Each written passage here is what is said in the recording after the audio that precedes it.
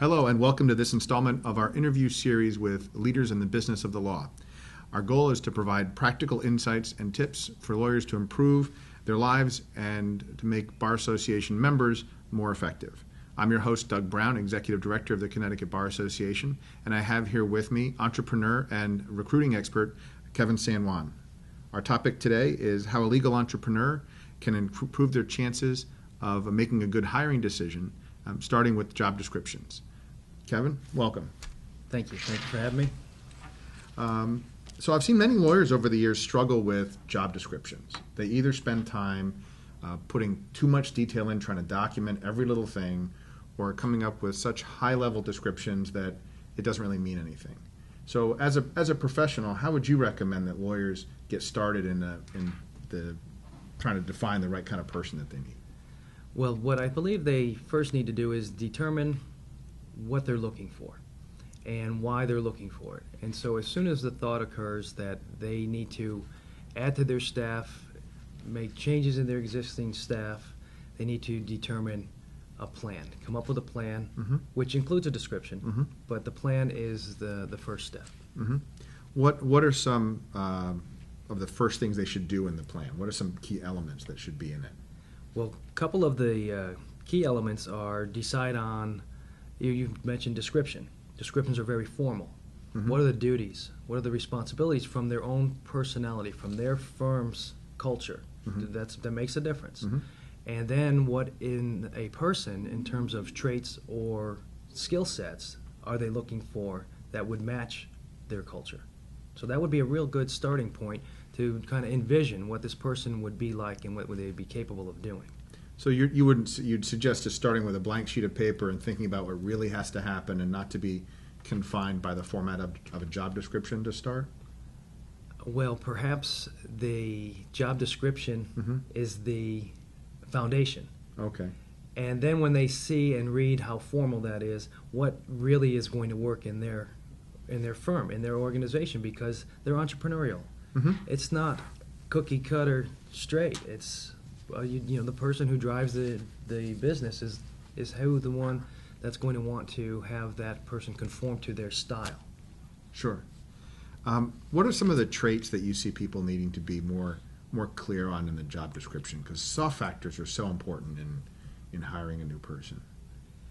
I think it's a personal decision on the person hiring, but you look for attitude, you look for presentation. They often say first impression is the only impression. You look for, maybe it's sense of humor, maybe it's an incredible attention to detail, maybe it's what they do for hobbies. Are they an athlete? Are they not an athlete? Do they do things on their own time that dictate high organizational skills? So there's a lot of things outside of a description. Okay. So as part of the plan, then, you've got to plan a description of what you want. What would be some next steps in the plan to get ready to put that ad out there to let people know you were looking to hire? Okay, so the next steps, again, back to the plan. So you have your duties, you have your traits, you have your description. You need to determine when do you want this person to be hired by, and what is who's going to be interviewing, who's going to be doing the pre-screening. Once you determine who the players are in the process, then you can launch the sourcing campaign. When you think about getting ready and planning for pre-screening, for instance, I've seen so many people make mistakes, or maybe they think they're really good because I just go with my gut. Do you think in your experience, is going with your gut the right thing, or is there something more that you need to really make sure you don't make a mistake? I think you need sound mechanics based on description. You need sound mechanics. They need to fit the skill set, the best you can, cultural, and any other particulars that you want in a person. You take the top three, and then you go with your gut. Oh, so you can't have a top 20 things you need? You've got to have a top 3? I think that the pre-screen should bring 3 to 5 to the table only. Okay. I think if you do your pre-screen well enough, you can meet 3 people and decide one of the 3. Mm-hmm. And do you prioritize those of the 3? Or one is more important than the next, or you just kind of leave them so you can judge, say, hey, here are the top 3 things that I need, and kind of leave it to the discretion at that point? You won't. when you meet the 3, they'll all be uniquely qualified, Mm-hmm. and there'll be something about each one that is of interest or of concern. And concern is a large word. Mm-hmm. And so what you do is you have to feel for what's right. Mm-hmm. You know, it's whenever somebody comes from an interview and we ask them, well, how did it go?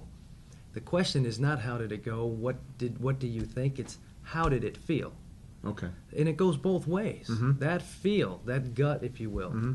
is probably one of the best decision makers, provided everything else meets the criteria. That you've done the work in advance to get it down to 3 meaningful criteria. Correct. And one of the things that I've seen is that people, like with the lawyers, they kind of wait too long for a process to find somebody, say a legal support staff or a paralegal. In general, if somebody's doing it on their own, how much lead time should they give themselves? Well, if they were starting a search today being the middle of November, and they would need to formulate their plan. Mm-hmm. They would need to look ahead at schedules, holidays, etc. Mm-hmm. They would have to determine how much time are they going to dedicate to networking, Mm-hmm. which is before the ads or the sourcing. Okay.